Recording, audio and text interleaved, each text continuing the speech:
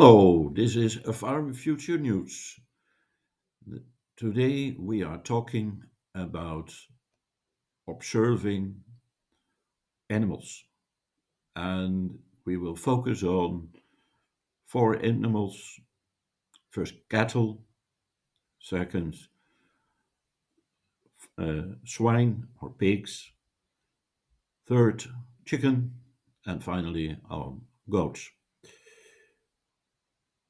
It is very important if you have livestock to understand the animal's normal behavior. A livestock farmer supposed to watch its flock on a very frequent basis, both day and night.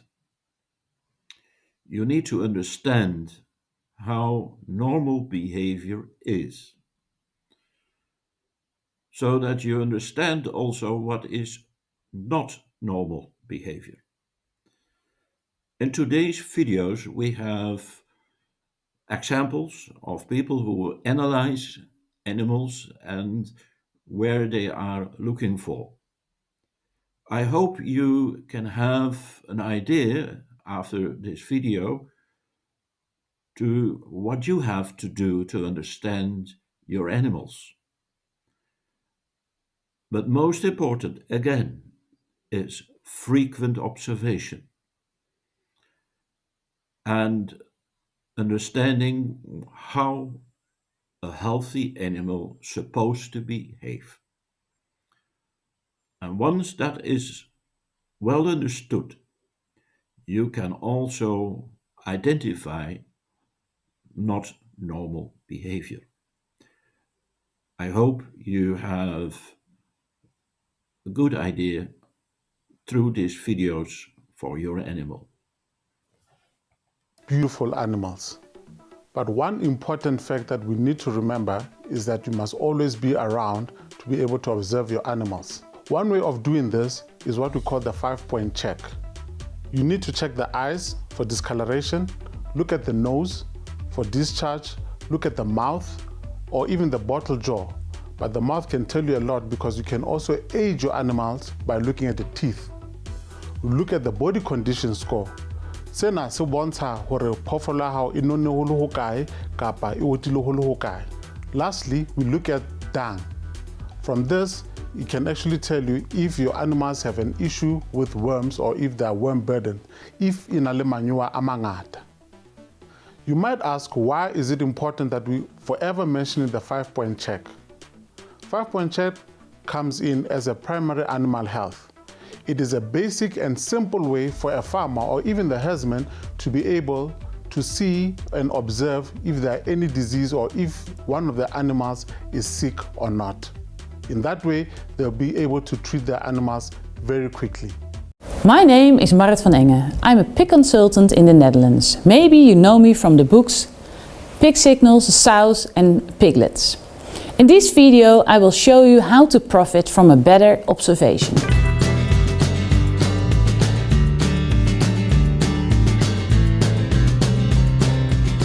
On most pig farms the production runs well, but people on the farm are so-called farm blind. This means that they unconsciously found reasons why things do not work in this farm as it should be. If we look well and observe the animals well, we can recognize many signals and react quickly. The animals depend on us. They show with their behavior how they're doing. Here is an example of the lying behavior of the piglets. You can see the piglets lying on top of each other in the corner of the pen. What do you think? Probably something is wrong with the temperature or the climate. What do? You need to hang the lamp lower. However, if you see the piglets lying next to each other with stretched legs side by side, then you know that everything is right and you do not have to do anything.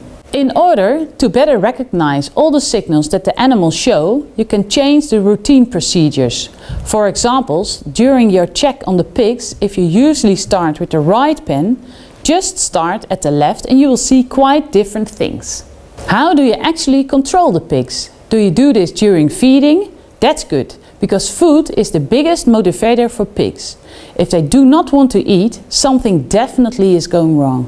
But if you observe the animals only during eating, you will not see the first signals, only when it's too late. Or do you watch the pigs during resting?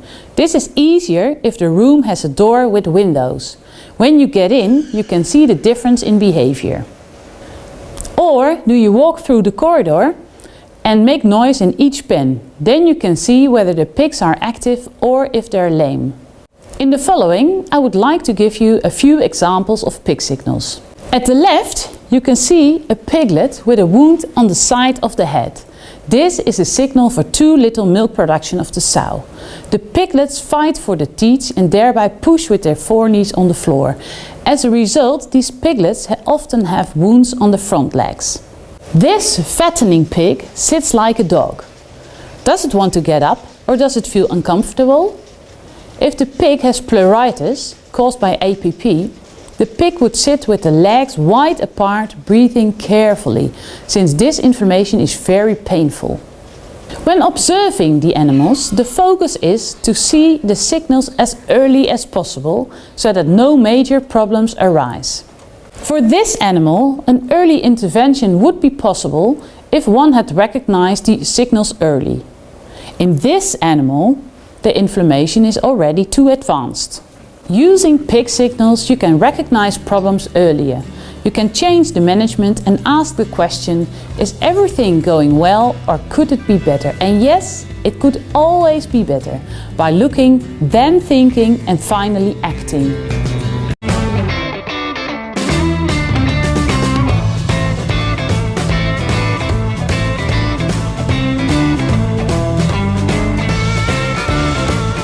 Hey there, my name is John Siskovich. I'm a chicken farmer here in Western Connecticut. Well, I grow a bunch of things. I also have this farm brewery thing going on, which is a lot of fun. But today we're going to be talking about chickens and normal chicken behavior. How to walk past your brooder, how to walk past your field and know that the birds are doing all right.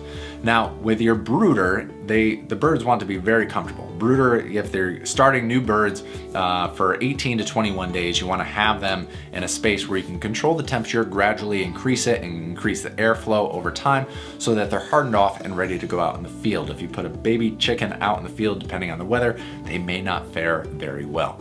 Now, with the brooder, I have created a brooding space with 5 different openings. I got windows, doors, some of them screened, some of them loosely screened, access to an outdoor shelter that the birds can go out to. I have a couple different heat sources that I can change. I have a lot of variables that I can play with to finesse the comfortability of my birds. And I picked up 2 little nuggets of information from the APA conference in December, or in January of this year, that I wanted to share with you guys. Now, normal chicken behavior, when the birds are up and it is daytime, you're gonna have about 1/3 of the chickens resting, 1/3 of them eating, and 1/3 of them drinking.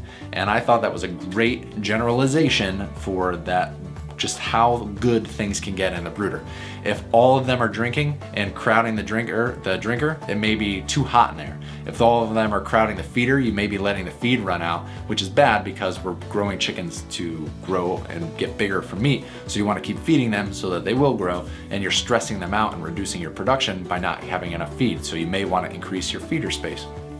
Now, if all your chickens are splayed out and they look kind of dead and they're laying down and they're all resting and overheating and panting, maybe too hot in there, you need to increase that ventilation. So all these little tidbits are just, there's a lot of detail that goes into raising chickens properly in a brooder in a way that's going to make them grow up productively. And I would hope that you've done your research and you're picking up these things through experience and through the knowledge that's shared through organizations like APA. Now, so you got the rule of thirds, 1/3 drinking, 1/3 eating, 1/3 resting. And then one of the things that I liked, a lot of people with their brooders have a big door that they can look in.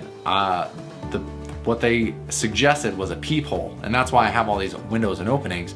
I like having little spots where I can look in and see how are the birds doing without me disrupting them. I want to look for that rule of thirds to see that they're acting appropriately But if I open the door and go, "Hey birds, how you doing?" they're all gonna scatter and I won't see them in their kind of natural state. But if I can walk by and just look in and say, "Hey, that looks good, that looks good, nobody's stressed out, nobody's like dead under the heat lamp, good, ready to go." That is why I like the heat lamps versus the Ohio brooders. There's a debate on which one's better. For me, on my system, I like the heat lamps better because I can walk by the shed, not touch a door or a window, look through the little peephole there, and then see that the bird's okay and continue on. And if I see something's wrong, then I can open the door, which disrupts the birds, and fix whatever's wrong and then close them back up again. But with that peephole, I can see if my rule of thirds applies and then just carry on with my farm day. When you have birds in the brooder, you have to check them a lot. So as you walk by, the quicker you can check and assess them, the more efficient your whole day is going to be. Now, tomorrow we're going to talk about the 3 things that chickens consume and why they're important and why it's important to manage those 3 things and what effects they can have on chickens. But for today, we're wrapping. How do you know whether your goat has a pneumonia? So as I said, first of all, we'll start with runny nose. You'll see a heavy breathing in the morning. As it goes into the afternoon, it will reduce. The nostril congestion will be more open. But as it gets serious from a flu all the way to pneumonia, there will be a lot of isolation. If you're a goat farmer, know this. Goats do not like isolation. Goats are packs. If you see a goat that is standing by itself, then you should definitely know that there's something wrong with that goat. So first of all, what you need to do is take a temperature of a goat. The goat's temperature should be at about 38 to maximum 38.5 degrees Celsius. Take the temperature of your goat, put it in the mouth, put it in the anus, and check. If the temperature is over 38.5, you should be suspecting pneumonia. You need to get right on it. We have seen several videos now about observation from cattle, swine, chicken, and goats. In all the cases, it is very important that you understand a normal behavior. As a farmer, you have to understand what you are doing. But also, let's say if you are a crop farmer, what is normal behavior of a plant? How does a healthy plant look like? The same is with livestock farmers. What does normal behavior look like? Then you look closer. You look in the eyes of a cow. You look to the feces. You look to other aspects of the animal's behavior. If you come to the conclusion that he is sick, don't medicate yourself. Ask a veterinarian to confirm what you see, and he will provide you the correct medication. Or consult an extension officer. These people are not there for nothing. They are your specialist. They can help you. They can advise you. They can also say, listen, for this you need a specialist. Animals are living animals. They are living. You have a special responsibility for them. And take that serious. I don't want to compare an animal with a human being, but it's very near. You have to take care of them. I hope that you have a positive image of this video and that you like it. Please push the like button. And if you want to see more of this kind of videos, please subscribe on this channel.